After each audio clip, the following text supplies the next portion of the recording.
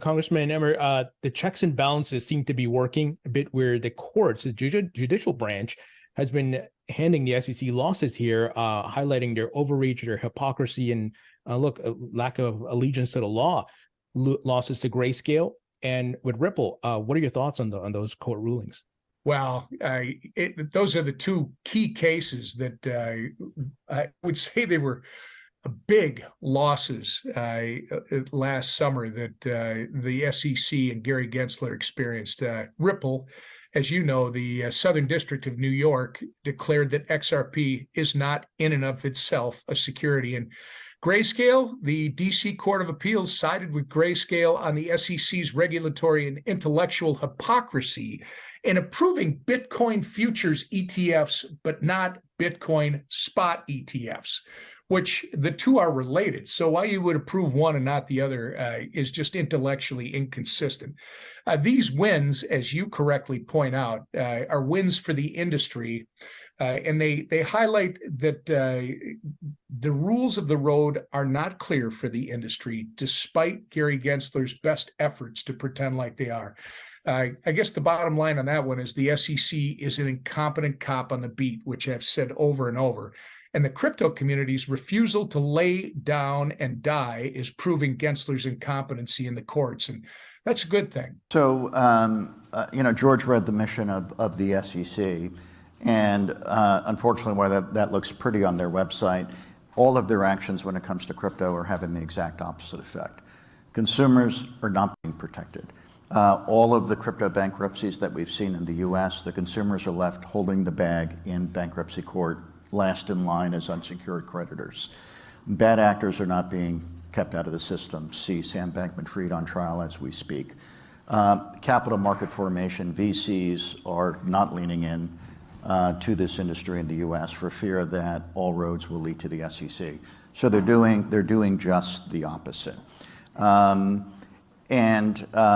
I said earlier, regulation by enforcement is a really important term. I like it for a whole bunch of reasons, not the least of which is the SEC hates it. And they say that we're not engaging regulation by enforcement, we're just enforcing the laws, and the laws are clear. And that's the problem.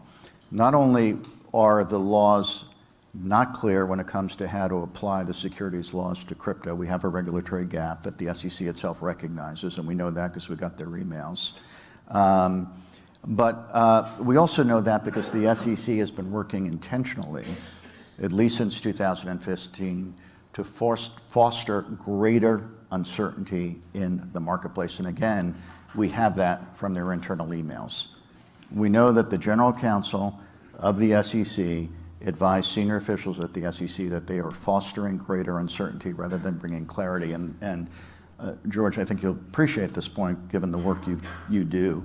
A regulator likes uncertainty because they can play with uncertainty by not defining the rules and therefore punish the market through this regulation by enforcement. And if you get an SEC enforcement letter, investigative subpoena, it's a very expensive and grueling process. The process becomes the punishment.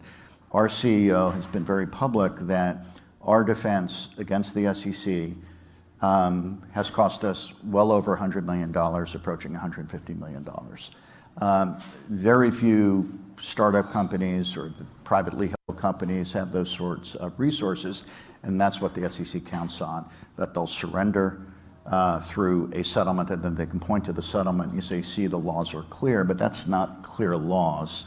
That's basically leveraging the uncertainty to bully smaller players and either, as I say, force them offshore, force them into a settlement, or force them into bankruptcy court.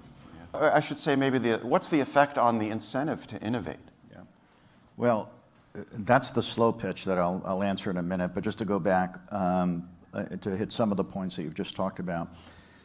A regulator's job, an unelected bureaucrat who's running that agency, who is a political appointee who will come and go in 3.5 years, their job is to apply law, not to make law.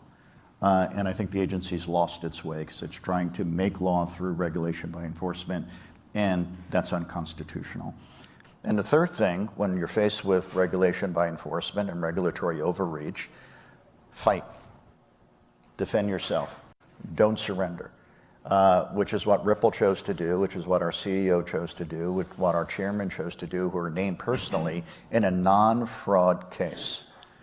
There's never been a crypto case in the United States where individuals have been named along with the company with no allegation of fraud. They did it in our suit. Why did they do it? To try to bring us to our knees and surrender, and we didn't. So we fought them, and we won in a very important way. SEC wanted the court to rule that the digital asset itself was something called a crypto asset security. That's the phrase they use. And what the court ruled on July 13th, and by the way, when I got notice of the decision, I was here in Toronto. So good news there.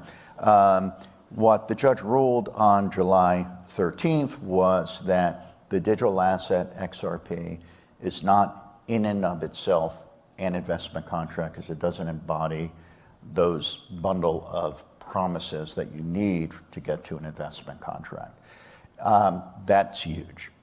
That was the gut punch to the SEC. That took the wind out of their sails for their entire campaign of regulation by enforcement. They hate that ruling because it destroys their narrative. And what the judge said, let me look at the different categories of distributions from 2013 to 2020. She found some of those distributions, early distributions that were made directly to institutional buyers combined with a contract, those were investment contracts. But other things like trading XRP on Coinbase, not an investment contract. Because when you go and you buy a digital asset on a Coinbase, you don't know who the buyer is, and the buyer doesn't know who the seller is, and the seller's not making you any promises, and you're not relying on anything other than, you may buy it for speculation, relying on market forces, you may believe in the technology, who knows, but it says that's not a contract for an investment. Also, if you give away XRP to developers by way of grants, to executives by way of compensation, to charities by way of charitable giving, not an investment contract, because they're not even an investment of money. So what the judge said, look, the asset itself, never an investment contract. You have to look at the transactions, and does the transactions constitute this entire bundle of promises that may have the asset as the subject, but if you break away that asset, you can't have that investment contract. So it's the bundle that is the security, not the subject of the bundle. Well, I just want to say that, in my opinion, the behavior of the SEC set back the innovation in the crypto space decades in the United States, which is a horrible thing. And my question is, do you think in the future cryptos will be regulated by the CFTC rather than the SEC? Or will there be a new department, or there will be no regulators at all for cryptos? Yeah, well, God forbid, we don't want a new regulator. That's the last thing the United States needs, is another regulator. Whether it's this, to me, I think ultimately there could be shared jurisdiction between the Securities and Exchange Commission and the Commodity Futures Trading Commission. But we need a clear regulatory framework for that shared jurisdiction to allow the technology to work while serving those policy goals. So I think ultimately, hopefully through legislation, we could get to some shared regulatory framework. Does it matter that the US is crypto antagonistic if the rest of the world is getting on board? I think that's a good question.